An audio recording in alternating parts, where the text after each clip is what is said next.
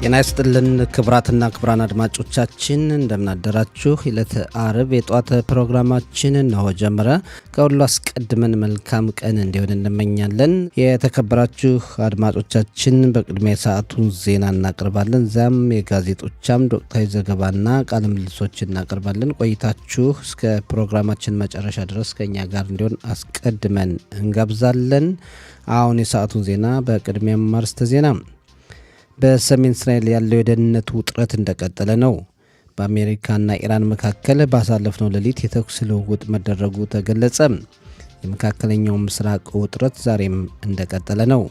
የኢራን ውጭ ጉዳይ ሚኒስትር አባስ አራግቺ የሆርሙዝን ወሽመጥ በመክፈቱ ዙሪያ ለጸጥታው ምክር ቤት የቀረበውን ሀሳብ ውድቅ አደረጉ። የሚሉት የሰዓቱ ዋና ዋና ዜናዎች ናቸው። ዝርዝሩ እንሆ። በሰሜን እስራኤል ያለው የደህንነት ውጥረት እንደቀጠለ ነው። በሰሜን እስራኤል ባለው ውጥረት ምክንያትም ትላንት ምሽት ሊካሄዱ የነበሩ የተለያዩ ዝግጅቶች መሰረዛቸው ተገልጿል። በተለይ የእስራኤል አየር ኃይል የራድዋንን ጦር አዛዥ በመደምሰሱ ምክንያት የሂዝቦላ ድርጅት ያጸፋ መልስ ይሰጣል በሚል ስጋት በአካባቢው ውጥረት እንደቀጠለ ነው። የሂዝቦላ ድርጅት ወደ እስራኤል ክልል የተለያዩ ጦር መሳሪያዎችን ለመተኮስ የሚያደርገውን ጥረትም አላቋረጠም። በደቡብ ሊባኖስ በሚገኘው እስራኤል ጦር ላይም ሮኬትና የሞርታር ፈንጅ ተኩሶ ነበር። በወታደሮች ላይ ጉዳት አልደረሰም። እስራኤልና ሊባኖስ በአሜሪካ አደራዳሪነት ጊዜያዊ የተኩስ አቁም ስምምነት ቢደርሱም ሂዝቦላ ስምምነቱን ባለመቀበሉና በመጣሱ የእስራኤል መከላከያ ሰራዊት በደቡብ ሊባኖስ የአሸባሪውን ድርጅት መዋቅሮች ሲያፈራርስ መሰንበቱ ይታወሳል። የሂዝቦላ ድርጅት ለሀገሪቱ መንግስትም ሆነ ዓለም አቀፍ ኃይሎች የማይገዛና በራሱና በኢራን መመሪያ የሚሄድ ጸረ እስራኤልና ጸረ አሜሪካ አቋም ያለው ድርጅት መሆኑ ይታወቃል። እስራኤል ከሂዝቦላ ጋር በርካታ ጊዜያት ጦርነት የገጠመች ቢሆንም ድርጅቱን እስከ መጨረሻው መደምሰስ አልቻለችም። በአሜሪካና ኢራን መካከል ባሳለፍነው ሌሊት የተኩስ ልውውጥ መደረጉ ተገለጸ። የአሜሪካ ማዕከላዊ እዝ በኢራን ላይ ጥቃት መፈጸሙን አስታውቋል። የአሜሪካ ጦር በኢራን ግዛት ጥቃት ሊፈጽም የቻለው በሆርሙዝ የባህር ወሽመጥ ሲያልፉ በነበሩ የአሜሪካ መርከቦች ላይ ኢራን ተኩስ በመክፈቷ ምክንያት ነው ተብሏል። የአሜሪካ ጦር ያጸፋ መልስ በመስጠት የነበረውን ስጋት ማስቀረቱን ገልጿል። ያጸፋ መልሱም በኢራን ወታደራዊ ተቋማት ላይ ያነጻጸረ እንደነበር ጦሩ ጨምሮ አስታውቋል። የአሜሪካ መርከቦች በተኩስ መሃል በሰላም ማለፋቸውና ጉዳት ያልደረሰባቸው መሆኑን ጦሩ ጨምሮ ገልጿል።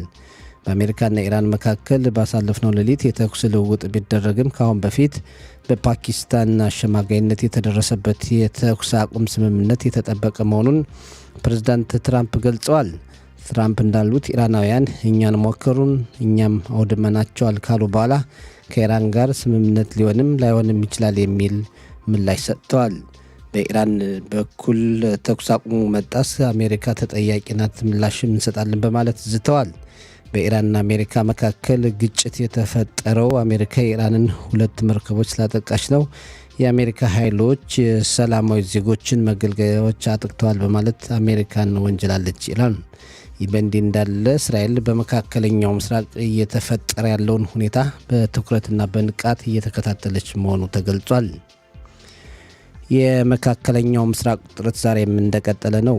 እስራኤልና አሜሪካ በኢራን ላይ የካቲት 28 ቀን 2016 ዓ.ም ጀምረው ለ40 ቀናት ያክል የጦር እርምጃ ከወሰዱ በኋላ በአሜሪካና ኢራን መካከል በፓኪስታን አደራዳሪነት ጊዜያዊ የተኩስ አቁም ስምምነት ተደርሶ በየጊዜው እየተራዘመ ቢቆይም ችግሩ በዲፕሎማሲያዊ መንገድ ሊፈታ ባለመቻሉ ዛሬም አካባቢውን በውጥረት እንዲቆይ አድርጎታል።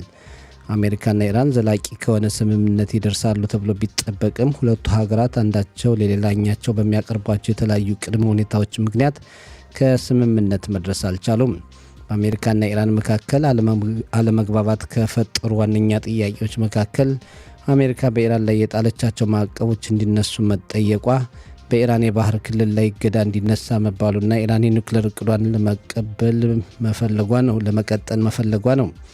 አሜሪካ ደግሞ በኢራን የኒውክሌር ፕሮግራምና የባለስቲክ ሚሳኤሏ በኩል ጥብቅ አቋም የያዘች ስትሆን ኢራን በፍጹም የኒውክሌር ጦር መሳሪያ ባለቤት መሆን የለባትም፣ በእጇ ያለውን የተብላላ የኡራኒየም ማዕድንም ለሌላ ሀገር አሳልፋ ትስጥ የሚል አቋም እንደያዘች ነው አሜሪካ። በሁለቱ ሀገራት መካከል ያለው የአቋም ልዩነት በአካባቢው ውጥረትን የፈጠረ ሲሆን አስታራቂ ሀሳቦች በቅርቡ ካልመጡና ኢራን የአካባቢው ሀገራትን ማጥቃቷን ካላቆመች ጦርነቱ ይታደሳል የሚል ስጋት አለ። ያም ሆኖ ጎን ለጎን ዲፕሎማሲያዊ ጥረቶች ተጠናክረው እንደቀጠሉ መሆኑ ተገልጿል። የኢራን ውጭ ጉዳይ ሚኒስትር አባስ አራግቺ የሆርሙዝን ወሽመጥ በመክፈቱ ዙሪያ ለጸጥታው ጥበቃ ምክር ቤት የቀረበውን ሀሳብ ውድቅ አደረጉ። የኢራኑ ውጭ ጉዳይ ሚኒስትር እንዳሉት በተባበሩት መንግስታት ድርጅት የጸጥታው ጥበቃ ምክር ቤት የቀረበው ሀሳብ ለአንድ ወገን ያደላና የአሜሪካና እስራኤልን ጥቃት የረሳ ነው። እንዲሁም አሜሪካ በአካባቢው የምታደርገውን ህገወጥ ድርጊት ትክክል ነው ማለት ነው ካሉ በኋላ ኢራን የሆርሙዝን ወሽመጥ ወደ ነበረበት ሁኔታ የምትመልሰው ጦርነቱ እስከ መጨረሻው ሲቆምና ማዕቀቦች ሲነሱ ብቻ ነው ብለዋል። ቃል አቀባያችን ካደረሰን ዘገባ መረዳት እንደቻል ነው ለተባበሩት መንግስታት ድርጅት የጸጥታው ጥበቃ ምክር ቤት የቀረበው ሀሳብ ኢራን የሆርሙዝን የባህር ወሽመጥ እንድትከፍት፣ የአካባቢው ሀገራትን ከማጥቃት እንድትቆጠብ፣ በመርከቦች ላይ ገደብ ለመጣልና ገንዘብ ለማስከፈል የምታደርገውን ጥረት እንድታቆም የሚል ነው። ይህ በእንዲህ እንዳለ በሆርሙዝ የባህር ወሽመጥ መርከቦች እንደፈለጉት ማለፍ ባለመቻላቸው ምክንያት በነዳጅና የተፈጥሮ ጋዝ ላይ የዋጋ ጭማሪ መከሰቱ ይታወሳል። የሆርሙዝ የባህር ወሽመጥ እስከ 30 ከመቶ የሚሆነው የዓለም የነዳጅ ፍጆታ በመርከቦች በኩል የሚያልፍበት መሆኑ ይታወቃል። በመጨረሻም የአየር ንብረት ትንበያ ዛሬ ሙቀቱ ይጨምራል። እስከ እሁድ ድረስ አየሩ ደረጃ በደረጃ እየጨመረ ሞቃታማ የአየር ጸባይ ይኖራል ብለዋል የአየር ንብረት ትንበያ ባለሙያዎች። የዛሬው የሙቀት መጠን በዲግሪ ሴንቲግሬድ በኢየሩሳሌምና አካባቢዋ 25፣ በቴልአቪቭና አካባቢዋ 24፣ በሃይፋና አካባቢዋ 23፣ በኤርሸባና አካባቢዋ 26፣ በኤላትና አካባቢዋ 32 ዲግሪ ሴንቲግሬድ ይሆናል ብለዋል የዘርፉ ባለሙያዎች። የተከበራችሁ አድማጮቻችን ለሰዓቱ ያለን ዜና ይህን ይመስላል።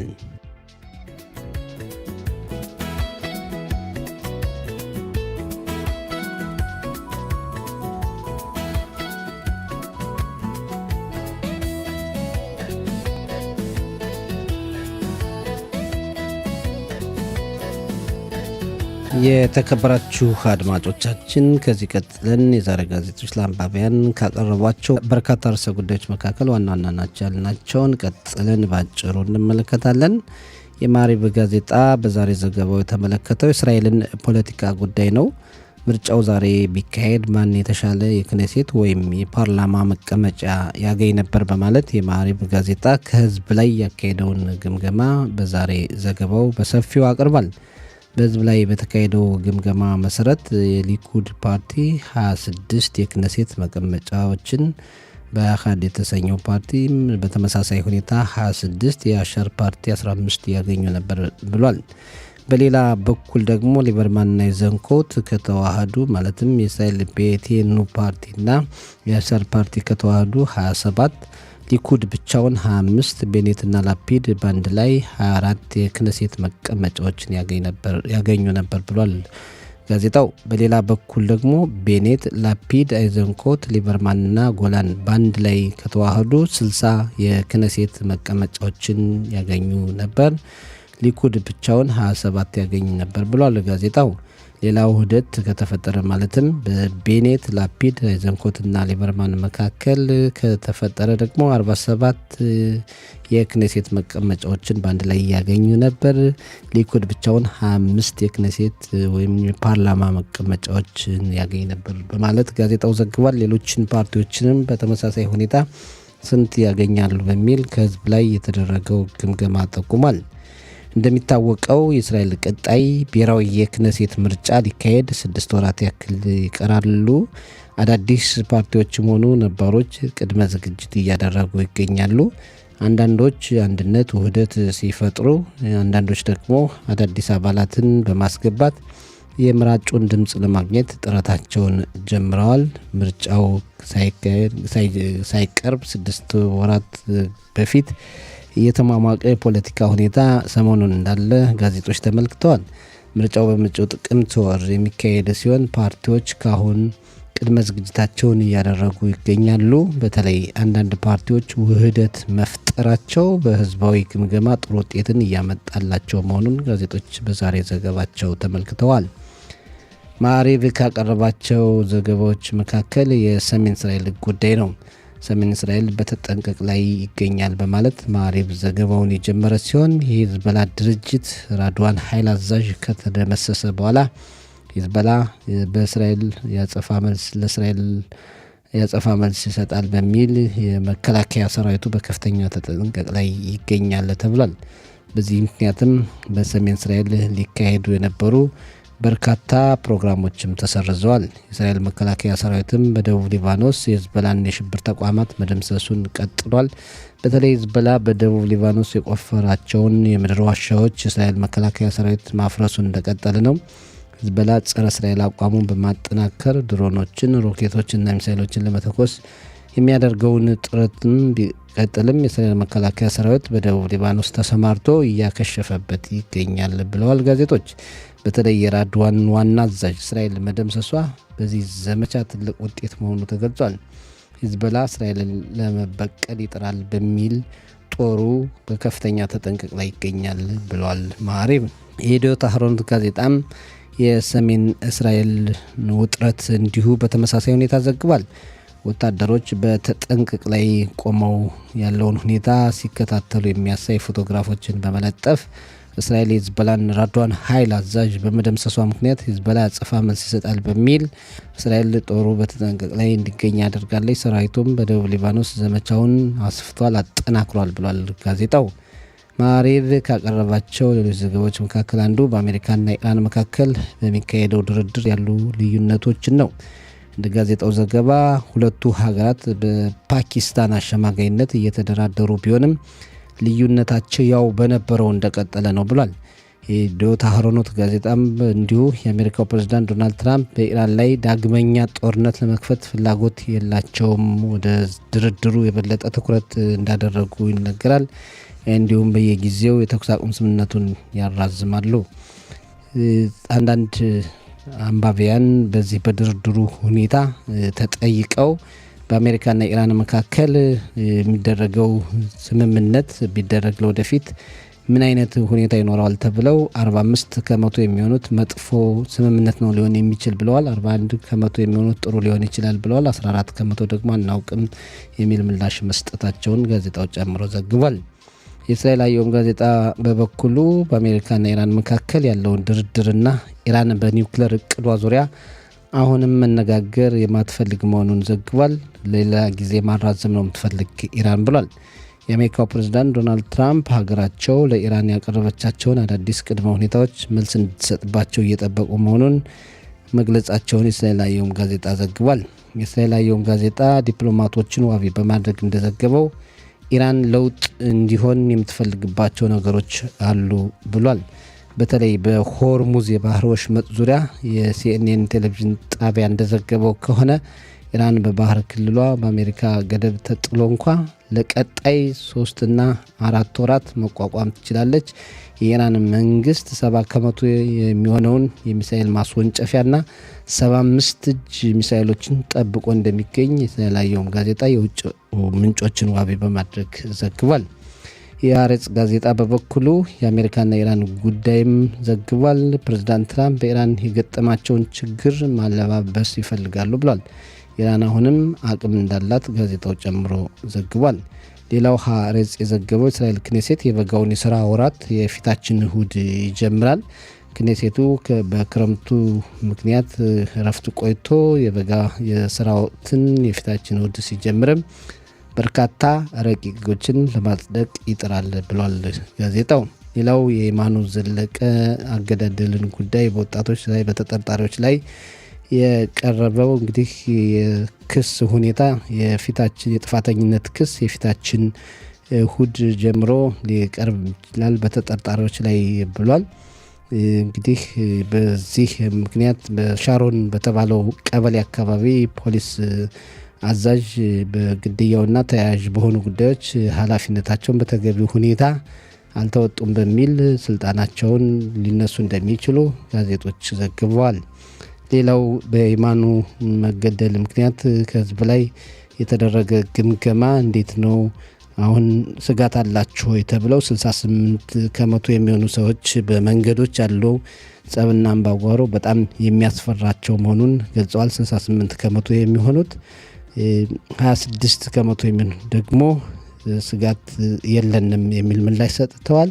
6 ከመቶ ደግሞ ያለውን የተጠየቁትን ጉዳይ ምንም አናውቅም የሚል ምላሽ መስጠታቸውን ጋዜጣው ዘግቧል። የተከበራችሁ አድማጮቻችን የጋዜጦች አምድ ዘገባ በአጭሩ ይህን ይመስላል። ፕሮግራማችን ይቀጥላል። ቆይታችሁ አብሮን ይሁን።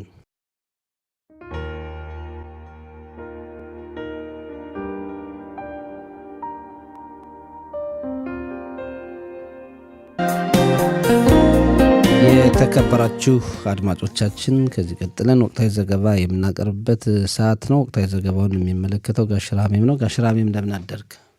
ሰላም ሰጠኝ። እንዴት አደርክ? ደህና ነኝ። እንዴት ነው? መካከለኛው ምስራቅ እንግዲህ በጦርነት እንዳደረ ነው የተገለጸው። በአሜሪካና ኢራን መካከል የተኩስ ልውውጥ ነበረ ይላሉና እንዴት ነው ያለው ሁኔታ?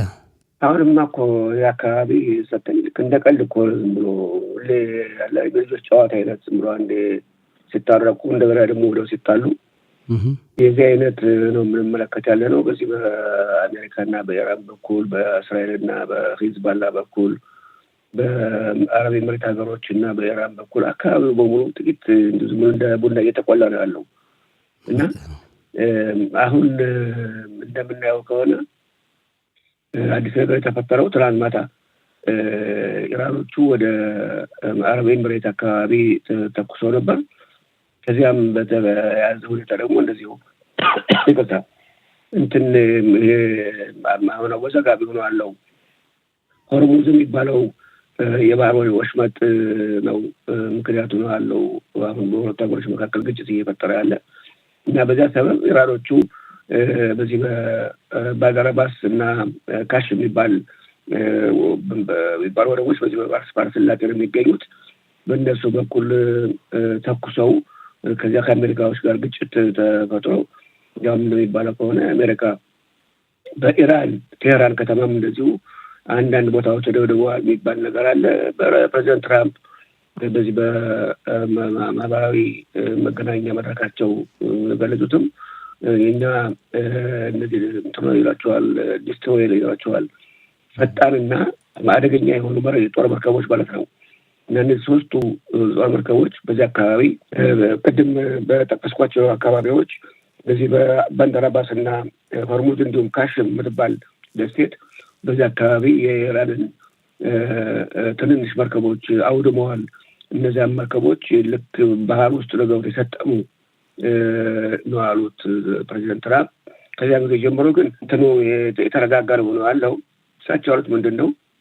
እኛውን ጦርነት አንፈልግም፣ ጦርነት ሳይሆን እኛ የምንፈልገው በሰላሙ መንገድ የእኛን ጥያቄ ኢራን ተቀብላ ተግባራዊ እንዲሆን ነው። እንግዲህ አሁን ኢራኖቹ ይህን ጥያቄያችን ተቀብለው ተግባራዊ የሚያደርጉ መሆናቸውን እናያለን፣ እንጠብቃለን እንጂ አሁኑ የተራመተው ግጭት ልክ የተደረሰበትን የጦር አቁም ስምምነት ማፍረስ መጣስ ሳይሆን እንዲሁ የምክር አይነት እንትናት ምክር ናት።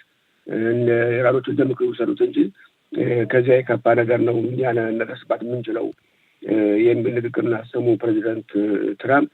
ከዚያም የአሜሪካ ባለስልጣኖችም እንደዚሁ ለፎክስ ኒውዝ እና የተለያዩ ኤቢሲ ቴሌቪዥን ጣቢያ የሰጡት መግለጫ አሜሪካ በአሁኑ ጊዜ ከኢራን ጋር ጦርነት እንደገና ለማደስ ፍላጎቱ የላትም፣ በሰላማዊ መንገድ ይሄ ችግሩ መፍትሄ እንዲሰጠው ነው የሚፈልገው የሚል ንግግርም እንዳሰሙ ነው መገናኛ ብዙሃኖች የገለጹ ያለው።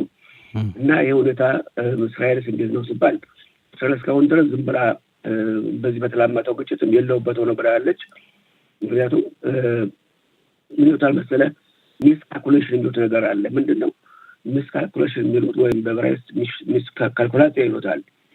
ምንድን ነው አንደኛው አካል የኛው አካል ይቀድመኛል፣ ቀድሞ ይጎዳኛል ብሎ በማሰብ አስቀድሜ ልጉዳው የሚል እርምጃ ወስዳል።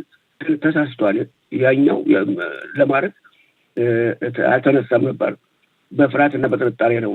እና ያን አይነት ሁኔታ ከመጥፎ እንትን ይወስዳል፣ ወደ መጥፎ አቅጣጫ ይወስዳል። እና ያን የመሰለ ሁኔታ በሁሉም በኩል ስላለ በአንዱ በኩል ያ ነገር ከታየ ወደ ፍራያው ደግሞ መልስ ስለሚሰጥ ይቀጣጠላል አክሎ የጦርነት እና በዚህ አይነት ሁሉም በሰከነ ሁኔታ ሊመለከቱት ይበጃል የሚሉ አስተያየቶችም አሉ።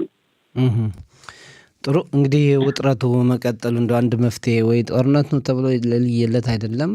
ሰላም ድርድር ተብሎም ሰላም ድርድር የለም። አካባቢ ነው ሁልጊዜ በስጋት ነው። አሁን እንግዲህ ከሁለት ወራት በላይ ያለ በተጠንቀቅ ነው ሁሉም ያለው ተፈራርቶ ልክ መጠባበቅ አለ አይደለ? የተጠባበቀ ያለ ማንኛው ነው መጀመሪያ ተኩሱ የሚጀምረው ማንኛውም መቼ ይሆን በየትኛው አቅጣጫ ይሆን በምን አይነት ጦር መሳሪያ ይሆን የሚለው ሁኔታ በሁሉም በኩል ፍርሃት አለ። በዚህ አካባቢ በኩል በዚህ በመካከለኛው ምስራቅ በተለይ በዚህ በፋርስ ባህረ ሰላጤ አካባቢ የሚገኙ ሀገሮች በእስራኤል በሊባኖስ እና በኢራን በኩል ያለው ሁኔታ ልክ ተጠባብቆ ደቅቶ ጦር መሳሪያን እንደ አቅጣጫውን ሳይቀየሩ መጠባበቅ ነው ያለው ኢላማውን የተመለከቱና የዚህ አይነት ሁኔታ ነው ያለና እስከ መቼ ነው የሚቀጥለው ብለው ጉዳይ ነው እንግዲህ አሁን የሁኔታው አስመለከተ በመደጋገምም ትራምፕ የሚሉት ምንድን ነው ዛሬ ማታም እንደዚሁ ብለዋል። ኢራን የኑክሌር ጦር መሳሪያ ባለቤት እንድትሆን በምንም አይነት አልፈቅድም ነው ብለዋሉት። ይሄ የመጨረሻ ጥያቄያችን ነው፣ የመጨረሻ አቋማችን ይሄ ነው። ሌላውን ባስመለከተ የረዥም ርቀት ተወንጫፊ ሚሳይሎችን ጉዳይ ባስመለከተ እስራኤል ፈርታለች። ይህን ጉዳይ አሜሪካ ቸላ ትለዋለች በማለት አሜሪካ ግን ይህን ጉዳይ ባስመለከተ ትኩረት ሰጥተው የሚነጋገሩበት ሁኔታ አይደለም ለጊዜው። ከዚያም ደግሞ ኢራን የምትረዳቸው እንደዚህ የተለያዩ ከኢራን ውጭ የሚገኙ አካላት አሉ እንደ ሂዝቦላ የመሳሰሉ ሌሎችም እንደ ሁቲ እነሱንም መርዳቷን ታቁም የሚል ጥያቄ እስራኤል አቅርባለች። አሜሪካ ይህን ጉዳይ አስመለከተ ትኩረት ሰጥታ ከኢራን ጋር አትደራደርም። ሌላው እንግዲህ ደግሞ የኒውክሌር ጦር መሳሪያ ማዘጋጃው ዩራኒየም ባለፈው ድብደባ ጊዜ ከተቀመጠ ተደብቆ ተኖረበት ቦታ ደብድቦ ተቀብሯል የሚሉ ግምቶች አሉ። ተጨባጭ መረጃ እስካሁን ድረስ የለም። አሁን አሜሪካ የምትለው ምንድነው ያን ቅመም ያን የኒውክሌር ጦር መሳሪያ የሚያብላሉበትን ዩራኒየም ኢራኖቹ ለውጭ አካል ያስረክቡን፣ ለእኛ ያስረክቡን፣ እኛ ባደርነት እንጠብቀዋለን ነው የምትል አሜሪካ። ከዛ ውጭ ደግሞ ኢራን እና አሜሪካ የሚቀበሉት አካል ካለ በዛ በኩልም ደግሞ ባደርነት ሊቀመጥ የሚል ሁኔታ አለው። ኢራኖቹ የት እንዳለ አልተናገሩም። ይሄ እስካሁን ድረስ አጠራጣሪ ጉዳይ ሆኖ ነው ተቀምጦ ያለ እና ፕሬዚዳንት ትራምፕ ቤቱት ምንድን ነው የኢራኖቹ መለኪያ በእውነትም መረጋጋት የሚፈልጉ ከሆነ መለኪያቸው ይሄንን ዩራኒየም ሲያስረክቡ ነው። ይሄ በምንም አይነት እኛ ማናልፈውና እንደዚሁ ማንተው ቸላ ማንለው ነገር ነው። ይሄን ኢራኖቹ ማወቅ አለባቸው የሚል አቋም ነው እስካሁን ድረስ ትራምፕ ይዘው ያሉት። እስራኤል ያው በመጠራጠር ላይ የምትገኘው በሁሉ በሶስቱም ነገሮች እስካሁን ድረስ እኛ እንግዲህ የምንፈልገውን አግኝተናል፣ ችግር የለም አላለችም። እስካሁን ድረስ እስራኤል በሶስቱ ጉዳዮች ጥርጣሬ ላይ ያለችው። ሌላ ጋሽ ራህሜም በሰሜን እስራኤል በተለይ በደቡብ ሊባኖስ በኩል ያለው ውጥረት እንደቀጠለ ነው። እንግዲህ የሂዝቦላ የራድዋን ኃይል አዛዥ ማልኬ ብሉት መደምሰሱን ተከትሎ ሂዝቦላ የአጸፋ መልስ ይሰጣል የብቀላ በሚል ምክንያት እንደውም በሰሜን እስራኤል በጣም ውጥረት እንዳለ ነው እና ይህስ ጉዳይ እንዴት ነው? ውጥረቱ አለ እንግዲህ ሂዝቦላ ምን ያህል ኃይል ኖሮት እንደ ባለፈው እስራኤሎችን ያስቸግራል ማለት ባይቻልም የተወሰኑ አቅም አለው። መቼም የቀረ ጦር መሳሪያ አለው፣ ታጋዮችም አሉት። በእርግጥ እንዳልከው ራድዋን የሚባለው ፈጥኖ ደራሽና ኮማንዶ ሂዝቦላ ሽብርተኞችን በኃላፊነት አሰልጥኖ መመሪያ እየሰጠ አደጋ እንዲያደርሱ የሚልክ ሰውዬ ነበር የተከተለው። እሱ ወድሟል። በዚህ በደኸይ አካባቢ ደቡብ ቤይሩት በኩል እስራኤል መከላከያ ሰራዊት አስተማማኝ የሆነ መረጃ በመቀበል በዚያ መረጃ መሰረት የነበረበትን ህንፃ በሙሉ ደርምሶ እሱንም እዛ ውስጥ እንዲሞት አድርጎታል። የእሱ ረዳቶች ነበሩ፣ ምክትሉም አብሮ ነበር ይባላል። እነሱም አብረው እዚያው እንደወደሙ ነው። እንግዲህ አሁን ይህ የሆነበት ሂዝቦላ ዝም ብሎ ይቀመጣል ወይ የሚለው ጥያቄ እንደው ላይቀመጥ ይፈልግ ይሆናል፣ ግን አቅሙ አለው ወይ ነው እንግዲህ። እንደዚህ ካደረገ እንደገና አሁን ዝም ብሎ ጠንከር ብሎ የማይታየው ያልተያዘው የጦር አቁም ስምምነት ወይም የውጊያ አቁም ስምምነት ሊፈርስ ይችላል። እንደዚያ ከሆነ እስራኤል ምንድን ነው የምታደርገው? እንግዲህ እንደሚባለው ከሆነ ያኔ ይሄ በሊባኖስ በኩል እስራኤል እና ሂዝቦላ ይህን ጦሩን አቁም የሚለው ውሳኔ በአሜሪካ በኩል ነው ተጽዕኖ ተደርጎ ከተደረሰበት ጊዜ ጀምሮ እስካሁን ድረስ ያው ደህና ነበር።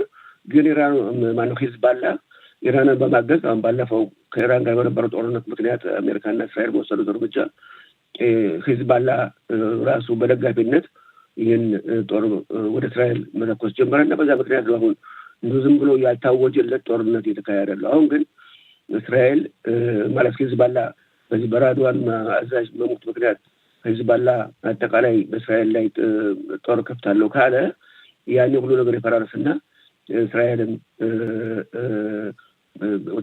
ወታደራዊ እርምጃ ትወስዳለች የሚል ሁኔታ ነው ያለው። አሜሪካ ናት እስካሁን ድረስ እስራኤልን ገድባለችው በተደረሰበት ስምምነት መሰረት።